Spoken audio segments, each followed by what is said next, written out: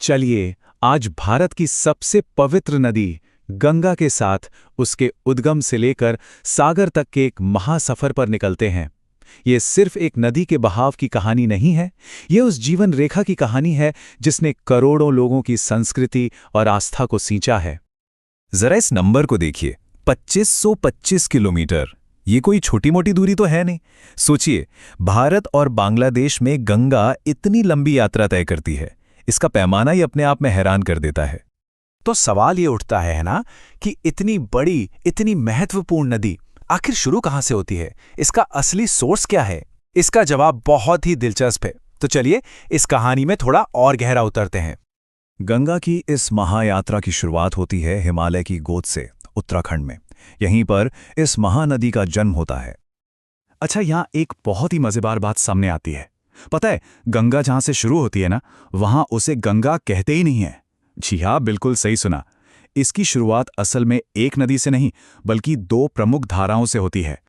ये दो धाराएं हैं, भागीरथी जो गंगोत्री ग्लेशियर के गौमुख से निकलती है, और दूसरी है अलकनंदा जिसका सोर्स है सतोपंथ ग्लेशियर। यहीं से इन दोनों की अपनी अपनी यात्रा शुरू हो जाती है। इन दोनों में से अलकनंदा की जो यात्रा है वो आध्यात्मिक रूप से बहुत ही ज्यादा महत्वपूर्ण है। भागीरथी से मिलने से पहले वो 5 पवित्र संगम बनाती हैं जिन्हें एक साथ पंचप्रयाग कहा जाता है। तो चलिए इस आध्यात्मिक सफर को एक एक करके देखते हैं। सबसे पहले विष्णुप्रयाग में अलकनंदा धौली गंगा से मिलती है। फिर सफर आगे बढ़ता है नंदप्रयाग तक, जहां नंदाकिनी नदी इसमें मिल जाती है। इसके बाद कर्णप्रयाग में पिंडरगंगा और रुद्रप्रयाग में मंदाकिनी से इसका संगम होता है। और फिर आता है 5वां और सबसे अहम पड़ाव। जी हां, देवप्रयाग। यही वो पवित्र जगह है जहां अलकनंदा और भागीरथी का महामिलन होता है। और इसी संगम के बाद जो एक धारा बनती है उसे आधिकारिक तौर पर नाम मिलता है गंगा। तो एक तरह से कह सकते हैं कि गंगा का जन्म यहीं से होता है। तो देवप्रयाग में जन्म लेने के बाद गंगा पहाड़ों की तेज ढलानों को पीछे छोड़ देती है और उतर आती है भारत के विशाल उत्तरी मैदानों में। यहां से इसकी यात्रा का एक बिल्कुल नया अध्याय शुरू होता है। हरिद्वार वो जगह है जहां गंगा का रूप एकदम बदल जाता है। पहाड़ों की वो तेज रफ्तार, उछलती कूदती धारा अब एक चौड़ी, शांत और विशाल नदी बन जाती है। और फिर ये कानपुर, प्रयागराज, वाराणसी और पटना जैसे बड़े शहरों से गुजरती है। अब सवाल ये है कि गंगा इतनी विशाल बनती कैसे है? इसका राज है इसकी सहायक नदियां। अपने पूरे रास्ते में न जाने कितनी ही छोटी बड़ी नदियां इसमें आकर मिलती जाती हैं और इसे और बड़ा बनाती हैं। गंगा की शक्ति को बढ़ाती हैं इसकी सहायक नदियां। अगर हम दाएं किनारे से देखें, यानी दक्षिण के पठार से, तो इसमें आकर मिलती है यमुना, जो सबसे बड़ी और सबसे प्रमुख सहायक नदी है। फिर सोन नदी है जो सीधे पटना के पास गंगा में मिलती है, और दामोदर नदी, जिसे कभी बंगाल में भयानक बाढ़ लाने के लिए बंगाल का शोक भी कहते थे।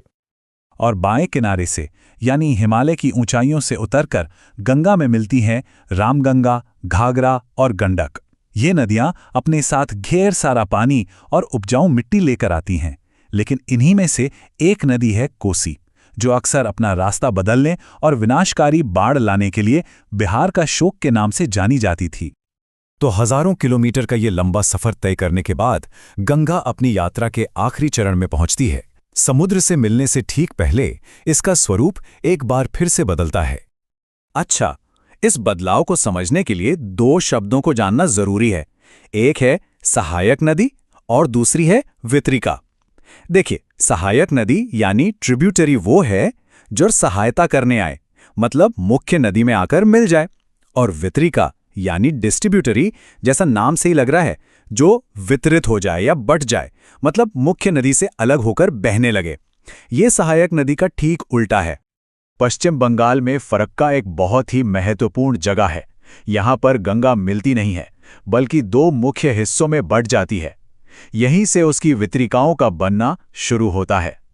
गंगा की एक शाखा, जो मुख्य शाखा है, वो पद्मा के नाम से बांग्लादेश में चली जाती है, और दूसरी शाखा हुगली के नाम से पश्चिम बंगाल में ही दक्षिण की तरफ बहती रहती है।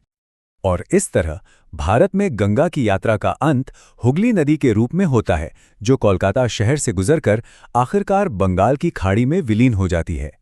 और इसी के साथ ये महाकाव्य यात्रा पूरी होती है। तो ये थी गंगा की कहानी, उसके जन्म से लेकर सागर में मिलने तक की।